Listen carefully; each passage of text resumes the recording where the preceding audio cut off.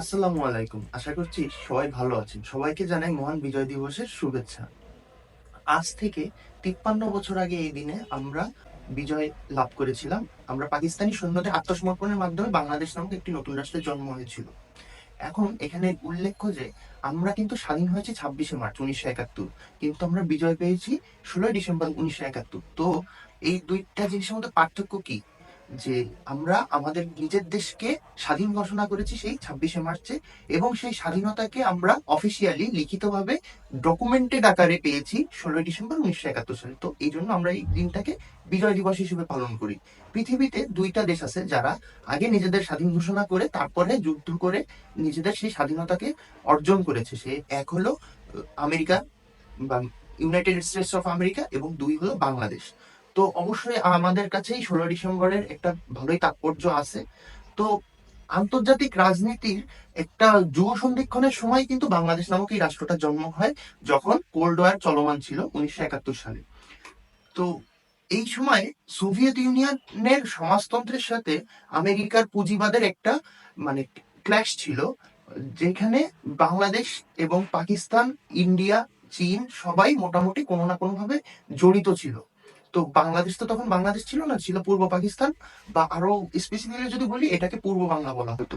তো আমি আসলে সেই পুরনো জানা ইতিহাস আবার নতুন করে বলতে চাচ্ছি না। আমি আসলে আজকে যেহেতু ১৬ই ডিসেম্বরেরই কিছু ছোটখাটো এবং উল্লেখযোগ্য ঘটনা, যেগুলো হয়তো অধিকাংশ মানুষ জানে না, সেই ঘটনাগুলোকেই আমি একটু সারসংক্ষেপে বলার চেষ্টা করব।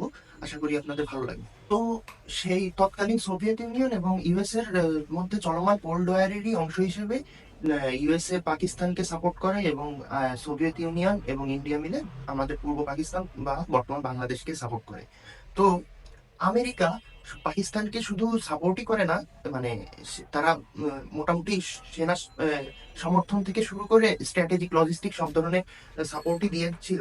ইভেন জাতিসংঘেও যুদ্ধবিরতির প্রস্তাব আনে প্রথমে আমেরিকা, এবং তারপরে আমেরিকার কিছু মিত্র রাষ্ট্র এই এই যুদ্ধবিরতির প্রস্তাব আনে। ইভেন এমন তারা এতটাই মরিয়া হয়ে গিয়েছিল যে ডিসেম্বরে ৫ থেকে ১১ তারিখের মধ্যে তিনবার, মানে জাস্ট ৬ দিনে তিনবার আপনার যুদ্ধবিরতির প্রস্তাব আনা হয়।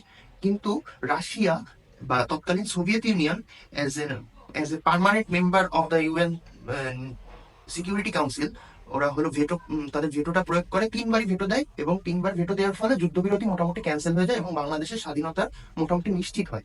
তো এইখানে যত দিন যাইতে থাকে আমেরিকা এবং চীনের থেকেও আসলে পাকিস্তানের হেল্প আসার যে আশাটা ছিল সেটাও স্তীমিত হইতে থাকে, এবং পাকিস্তানি আর্মিরা যারা বাংলাদেশে অবস্থান করছিল তাদের মনে একটা ক্ষীণ আশা ছিল যে ইউএস এর যে সপ্তম নৌবহরটা সেটা হয়তো বা বঙ্গোপসাগরে এসে তাদেরকে লজিস্টিক সাপোর্ট দিবে। বাট আনফরচুনেটলি, মানে unfortunate for them, the Pakistani soldiers, এটা হয় নাই। তো এইটার ফলে এইটা যখনই হয় নাই, এরপরে ভারতীয় এবং বাংলাদেশের মুক্তিবাহিনী মিলে যে গঠিত যৌথ বাহিনী, এরা আক্রমণের পরিমাণটা আরো বাড়িয়ে দেয়, যার ফলে পাকিস্তানি বাহিনী পুরো দেশেই আর কি একদম ছন্নছাড়া হয়ে যায়, এবং শুধুমাত্র ঢাকাই তাদের কন্ট্রোলে থাকে।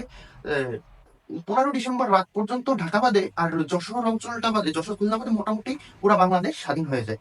এখন শুরু করবো ১৬ই ডিসেম্বর রাতের থেকে কাহিনী। ১৬ই ডিসেম্বরে মোটামুটি ডিসিশন ফাইনাল হয়ে যায় যে পাকিস্তান বাহিনীকে আত্মসমর্পণ করানো হবে। কিন্তু পাকিস্তানের বাহিনীর যে প্রধানরা বা জেনারেলরা, কমান্ডাররা ছিলেন, তারা আসলে খুবই নাকুচু প্রকৃতির ছিলেন, এবং তারা আত্মসমর্পণে রাজি ছিলেন না। ১৬ই ডিসেম্বর রাত পর্যন্ত তারা ধরে নিয়েছিলেন এটা যুদ্ধবিরতিরই একটা প্রস্তাব আসতে যাচ্ছে ১৯৬৫ সালের মতো। কিন্তু যৌথ বাহিনী, স্পেশালি বাংলাদেশের মুক্তিবাহিনীর এই চাপটা বজায় ছিল যে এইটা অবশ্যই আত্মসমর্পণ হইতে হবে এবং কোনো ধরনের সমঝোতায় আসা যাবে না। তো ১৬ই ডিসেম্বর দিবাগত রাত ২টা থেকেই মোটামুটি আমিনবাজার মিরপুর যে ব্রিজটা ছিল সেখানে জিসি নাগরা, যৌথ বাহিনীর একজন মেজর জেনারেল জিসি নাগরা, তার ডিভিশন নিয়ে হাজির হয়, এবং ঢাকার উত্তর থেকে বিশাল বাহিনী নিয়ে হাজির হয় তৎকালীন টাইগার সিদ্দিকী খ্যাত বঙ্গবীর জনাব কাদের সিদ্দিকী। এবং এর সাথে আরো যৌথ বাহিনীর মেজর জেনারেল হরদেব সিং ক্লার্ক এবং সন্তোষ সিং, এবং মুক্তাপাড়া কমলাপুর থেকে এগিয়ে আসেন ক্র্যাক প্লাটুনের এটিএম হায়দার সহ আরো অনেক গেরিলা যোদ্ধারা। মোটামুটি পুরো ঢাকা শহরটাকেই চারিদিক থেকে ব্লক করে ফেলা হয়। তো এই ব্লকেডের মাঝখানে দাঁড়িয়ে, মানে পাকিস্তান বাহিনী তখনও মানে আর কি হার মেনে নেওয়ার পর্যায়ে ছিল না, বা তারা আরো যুদ্ধ চালিয়ে যেতে চাইতো। যদি না নিয়াজি আগে থেকে আত্মসমর্পণ করার জন্য রাজি হতো। এটা নিয়ে পাকিস্তানের বাহিনী থেকে শুরু করে পাকিস্তানের মিত্র যুক্তরাষ্ট্রের মধ্যে অনেক মনোক্ষুণ্ণতা ছিল নিয়াজির প্রতি। তারা চেয়েছিল আমিনবাজার ব্রিজটা উড়িয়ে দিতে, কিন্তু ভারতীয় বাহিনী, যৌথ বাহিনী থেকে শুরু করে যে কমান্ডো বাহিনীটা এসেছিল উত্তরবঙ্গ থেকে, তাদের চেষ্টায় আর কি তারা আমিনবাজার ব্রিজটা উড়াইতে পারে নাই বা ধ্বংস করতে পারে নাই, যে কারণে ঢাকার সাথে বাইরের যে যৌথ বাহিনী তাদের মিনিমাম যোগাযোগটা বজায় ছিল। আর জিসি নাগরার সাথে একে নিয়াজির আর কি পূর্ব পরিচয় বা বন্ধুত্ব থাকার কারণে তার মাধ্যমে আর কি পরের দিন ভোরবেলায় 6টার সময় একটা বার্তা প্রেরণ করে যে বন্ধু আব্দুল্লাহ, আমি এসে গেছি। এদিকে ভারতের সেনাবাহিনী প্রধান স্যাম মানেকশ এক বার্তায় দিল্লি থেকে এক প্রকার হুমকি দিয়ে রাখেন জেনারেল নিয়াজিকে যে আপনারা যদি 16 তারিখে 9:30টার মধ্যে আত্মসমর্পণ না করেন, তাহলে 9:30 থেকে ভারতীয় বিমান বাহিনী বিমান হামলা চালানো শুরু করবে সমগ্র ঢাকা শহর জুড়ে। তো এই জিনিসটা আর কি পাকিস্তান সেনাবাহিনীর মধ্যে আরো বেশি ভীতি সঞ্চার করে দেয়। তো মোটামুটি এই যখন অবস্থা, সেই সময় আর কি শেষ মুহূর্তে জেনারেল নিয়াজি, ইস্টার্ন কমান্ডের প্রধান, সে মানে তাদের হেডকোয়ার্টার থেকে জেনারেল রাও ফরমান আলী, জেনারেল রহিম খান এবং জেনারেল জামশেদের সাথে আলোচনা করে মোটামুটি আত্মসমর্পণের জন্য রেডি হয়। বাট তাদেরকে বলা হয় যে আমরা আত্মসমর্পণ না, আমরা যুদ্ধবিরতিতে যাওয়ার জন্য প্রস্তুত।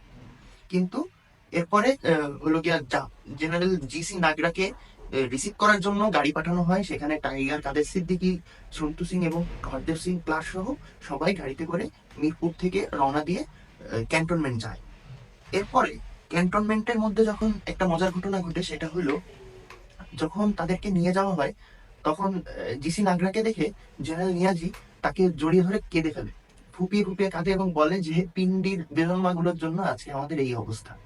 ঠিক আছে, তো এই এরপরে আর কি আস্তে আস্তে সে স্বাভাবিক হয়, তাকে সব টার্মস এন্ড রেগুলেশনস বোঝানো হয় কিভাবে আত্মসমর্পণ করতে হবে না হবে। সে প্রথমে একটু উসখুস করছিল যে না আমি আত্মসমর্পণ করব না, কিন্তু তারপরে তাকে স্যাম মানেকশ সেই থ্রেটের কথাটা মনে করিয়ে দেওয়া হয় যে যদি আত্মসমর্পণ না করে তাহলে বিমান হামলা শুরু হবে।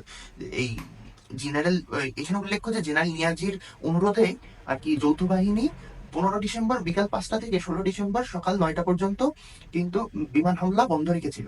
তো 9টার থেকে 9:30টার মধ্যে যদি আত্মসমর্পণের জন্য সে রাজি না হইতো, সেক্ষেত্রে আবার বিমান হামলা শুরু হইতো এবং পাকিস্তান বাহিনী হয়তোবা মানে অনেক ক্ষতিগ্রস্ত হইতো বা ধুলায় মিশা যেত সোজা কথা। তো জেনারেল নিয়াজি এরপর 9টার দিকে ডিসিশন নেন, তিনি হলো বিকালে বা দুপুর থেকে বিকালের মধ্যেই সারেন্ডার করে দেবেন। এই ডিসিশন যখন আহ মানে আমাদের মুজিবনগর সরকারের কাছে পৌঁছায় কলকাতায়, সেখান থেকে দিল্লি পৌঁছায়। তো এই ডিসিশন জানার পরেই দুপুর 12টার দিকে জেনারেল জগজিৎ সিং অরোরা, যিনি ছিলেন যৌথ বাহিনীর ইস্টার্ন কমান্ডের উইং এর প্রধান, তিনি সস্ত্রী হেলিকপ্টারে করে তেজগাঁও বিমানবন্দরে অবতরণ করেন। তো তিনি আসার পরে মোটামুটি এরপরে তাকে নিয়ে আসা হয়। তার সাথে আসেন হলো জেনারেল মানে আমাদের বাংলাদেশের একে খন্দকার, যিনি ছিলেন আর্মির চিফ অফ স্টাফ। তো তিনি ছিলেন আসলে জেনারেল এমএজি ওসমানী প্রোগ্রামটাতে আসেননি। কেন আসেননি এই ব্যাপারেও অনেকটা রহস্য আছে, কিছু বিতর্ক থেকেই যায়। তো তার পক্ষ থেকে যে মানে second chief of staff general একে খন্দকার, তিনি আসেন, এয়ার মার্শাল একে খন্দকার, তিনি প্রোগ্রামটিতে আসেন এবং তারা সবাই মিলে বিকাল 4টার দিকে আপনার সোহরাওয়ার্দী উদ্যানে পৌঁছান। এই সেই সোহরাওয়ার্দী উদ্যান যেখান থেকে আসলে মূলত বঙ্গবন্ধু শেখ মুজিবুর রহমান বলেছিলেন যে এবারের সংগ্রাম স্বাধীনতা সংগ্রাম, এবারের সংগ্রাম মুক্তির সংগ্রাম। তো এই সেই সোহরাওয়ার্দী উদ্যানেই আসলে পাকিস্তানি সেনাদের মানে পতন লেখা ছিল, হয়তো আল্লাহ লিখে দিয়েছিলেন অদৃষ্টে। সেটাই হলো 93,000 সৈন্য তাকে নিয়ে তাদের সামনে দিয়ে জেনারেল নিয়াজিকে নিয়ে জেনারেল জগজিৎ সিং অরোরা পিছনে, কাদের সিদ্দিকী, একে খন্দকার সামনে মানে তাদেরকে নিয়ে হেঁটে যাচ্ছে। চারিদিকে প্রচুর হর্ষধ্বনি, চারিদিকে উল্লাস, মানুষ স্লোগান দিচ্ছে, বাংলাদেশের পতাকা উড়াচ্ছে। সেই এক অভূতপূর্ব দৃশ্য। এর মধ্যে দিয়ে তখন যখন তাকে নিয়ে যাওয়া হলো, এরপরে জেনারেল নিয়াজি আত্মসমর্পণের নিয়ম অনুযায়ী প্রথমে সাইন করলো। সাইন করে এবার তার রিভলভার খুলে রিভলভারের সব গুলি জেনারেল জগজিৎ সিং অরোরার কাছে দিয়ে দিল, নিজের ব্যাস টেনে ছিঁড়ে ফেললো। এরপরে আত্মসমর্পণের নিয়ম অনুযায়ী জেনারেল নিয়াজি জেনারেল জগজিৎ সিং অরোরার সাথে কপাল ঘষে দিল। এরপরেই আর কি বাকি যারা পাকিস্তানি সৈন্যরা সামনে দাঁড়ায় ছিল সবাই নিজের ব্যাচ খুলে ফেললো এবং অস্ত্র সামনে ফেলে রেখে দিল আর কি।